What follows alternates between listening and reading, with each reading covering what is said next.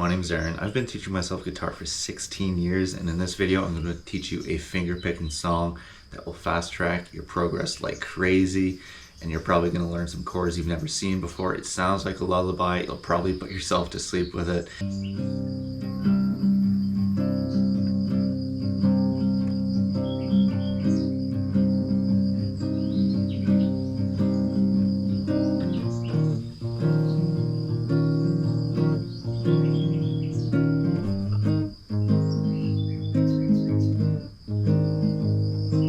To teach you in 3 different stages, so it'll help you learn it even faster, and it won't take you months. It'll take you just a few hours if you take these methods and apply them and just focus on just this one song and then move on to the next one. You will have fun, you will enjoy it. Let's dive in. So at the end of this video I'll reveal what that song is. You might already know it, but I'm also going to tell you the #1 technique that will make or break this song for you. First things first, standard tuning, capo on the 3rd fret. I always encourage my fingerpicking students to play around with the capo position, see which key the sound feels good for you. Sometimes I like to put the capo on the 4th fret and play this. Sometimes I like to put the capo on the 6th fret and play this. It just gives a totally different feel for the song. And when I sit there and play it for long enough, literally just sitting in the garden playing the song over and over again in a different key, I start to find new sounds that I might like and kind of turn it into my own thing. So I highly encourage you to do that. So step 1, we're going to learn just the finger picking pattern, and then we're going to learn the chords and the timing, and then we're going to put it all together. So for just the pattern, no fretting is happening. I'm just using my thumb on the 6th string and my thumb on the 5th string, and I'm using my index finger on the 4th string, middle finger on the 3rd string, and ring finger on the 2nd string. So without fretting anything, the pattern sounds like this.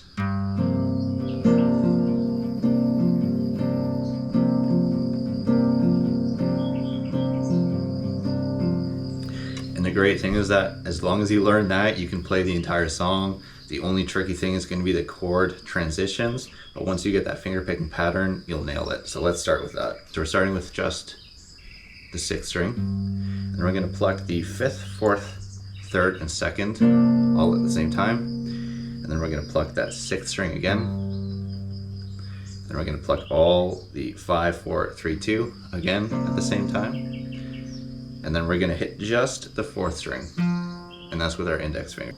So far. And after that we hit the 6th string twice, and then we hit just the 5th, 3rd, and 2nd string, and then just the 4th string. Okay, so putting that all together.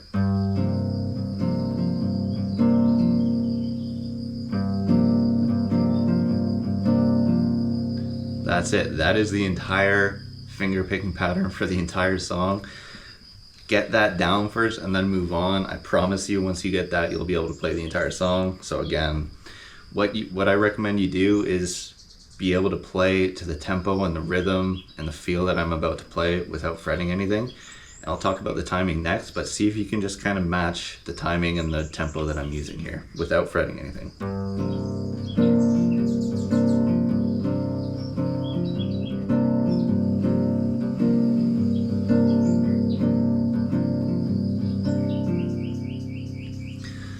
Okay, so that's end of step 1. Step 2, we're going to learn the timing here without even doing anything with the guitar. I'm going to teach you what this actually feels like.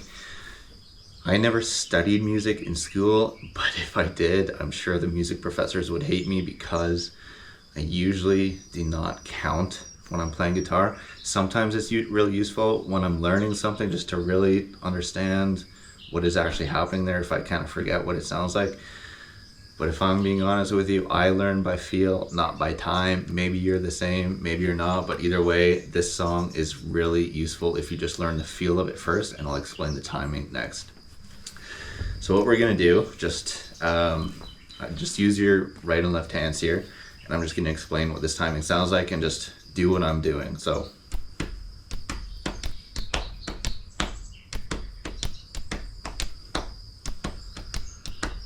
All I'm doing is right, left, left, right, left, left, and to this feel.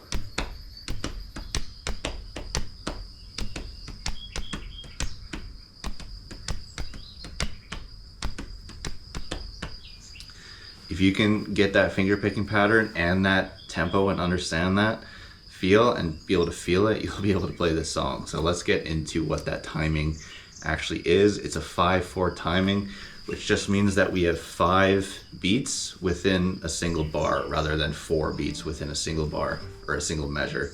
So if we're actually counting this to the finger picking pattern we learned, it'll be something like, so if we're going 1 and 2 and 3 and 4 and 5 and, we're hitting the notes on everything except the 2. So we've got 1 and 3 and 4 and 5 and 1 and 2 and 3 and 4 and 5 and. Okay, so next up we're gonna learn the chords here, and then after that we'll smash it all together. What I recommend is that you try and learn these chord transitions before putting it together with the finger picking pattern. If you feel you're a little bit more advanced to that, just jump over right to where we actually put it all together.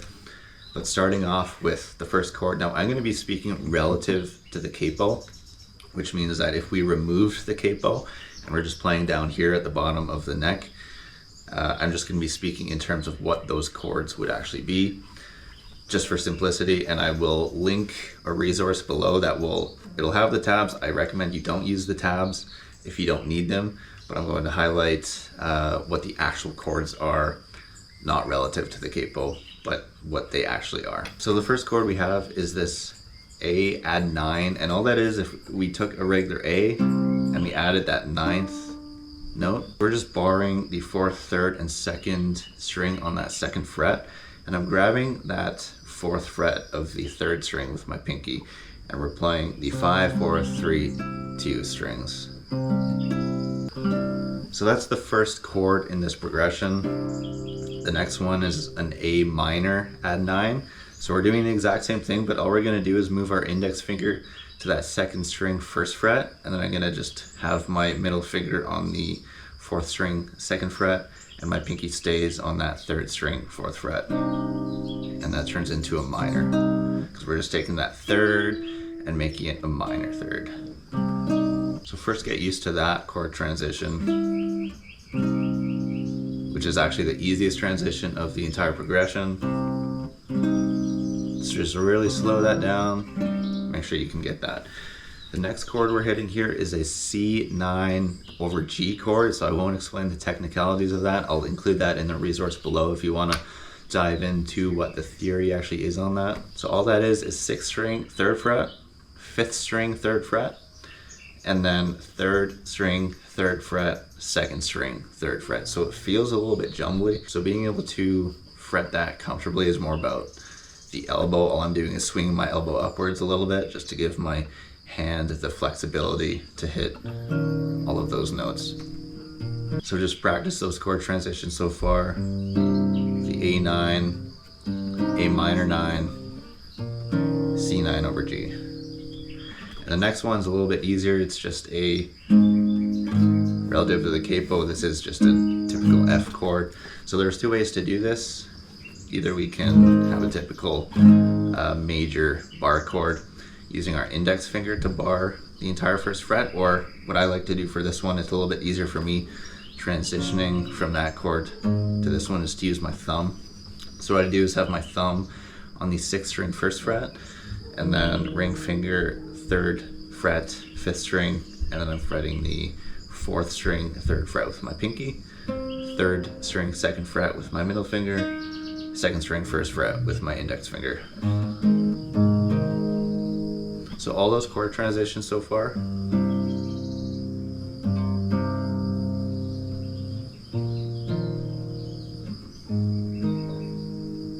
Okay, so make sure that you can do first that finger picking pattern we learned, the chord transitions.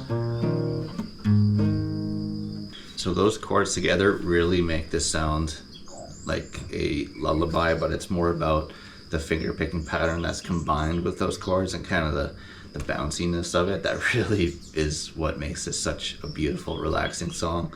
Putting the finger picking pattern that we learned together with those chord transitions, I'll explain what that looks like. So first on that A add 9, so we're hitting just like that previous finger picking pattern we learned, 6th string open, and then we're hitting the 4th, we're hitting the 5th, 4th, 3rd, and 2nd string all at the same time.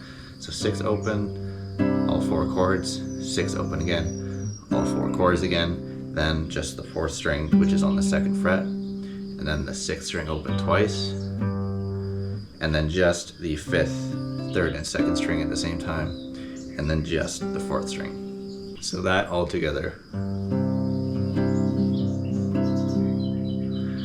And remembering the actual feel of the rhythm, kind of putting that together.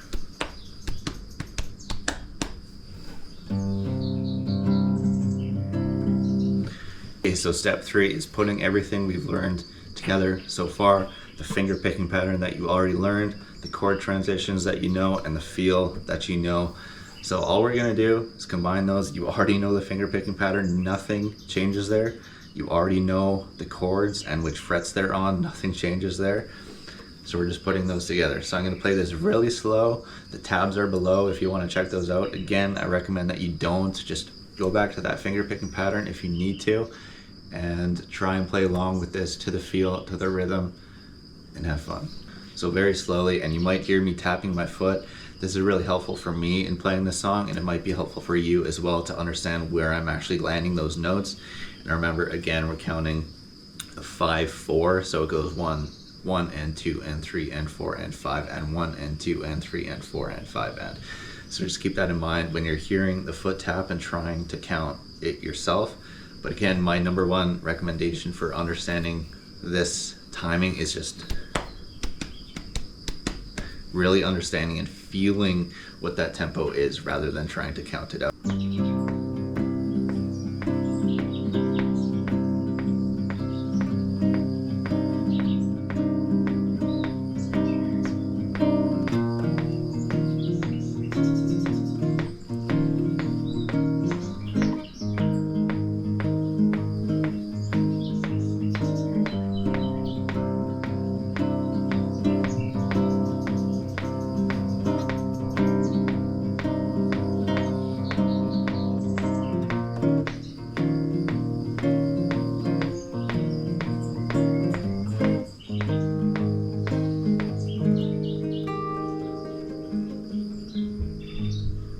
Point out that if you like this way of learning, there's tons more of exclusive videos like these in the Fingerstyle Guitar School. If you join there, you can also upload videos of your own playing anytime you want, and I will send a personal video response on technique improvements that I might see. So if that sounds good to you, jump on in there. So the sequence of these chords and the finger picking pattern, we play that A9 4 times to start the song. So that's 1.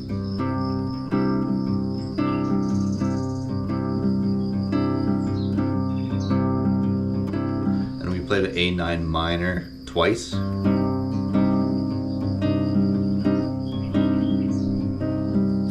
And we jump into the C9 over G and we play that twice. And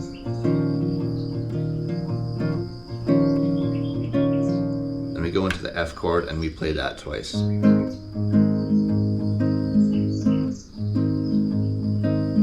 we go right back to where we started at that A9 and we play that twice. And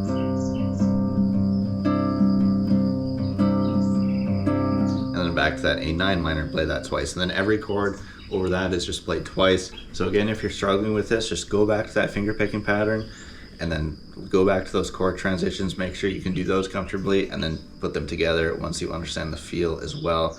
This is the best way you're gonna learn this song. And once you do that, you're gonna have a really beautiful lullaby song up your sleeve. I promised you 2 things at the end of the video. The first thing was the song name, which is Riverman by Nick Drake. Okay, now the one finger picking technique for this song that can make or break it is you'll notice that sometimes I'm pressing down on my fingers on my fretting hand for that first chord, and then I'm immediately releasing them, so it's kind of bouncy. So it's,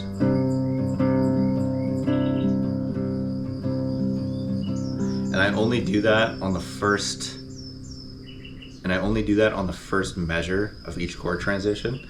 So again, to explain that, if we're on that first chord of the progression, I'm pressing it all down when I'm hitting all 4 strings at the same time, and I'm immediately kind of releasing it. So I'm like pressing down on it and releasing. as I'm picking those notes. And what that does, during the chord transition, it makes it feel like it's a little bit more bouncy and there's more depth to it. So I'll play what it sounds like with and without. So with the bounciness through all of those chord transitions.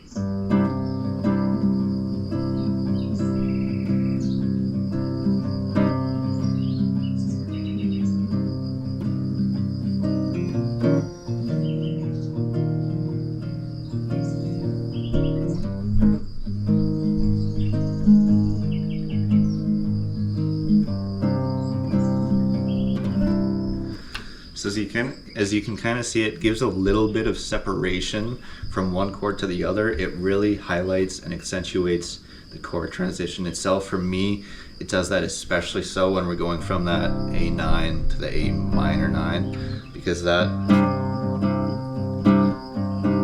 to me, that's the most emotional transition of the song itself. So doing that bounciness, especially on that minor chord, really accentuates that transition and the heaviness and the depth of the song itself. So have fun with that. And if it doesn't, and if you don't use that kind of technique, this is a little bit more what it sounds like.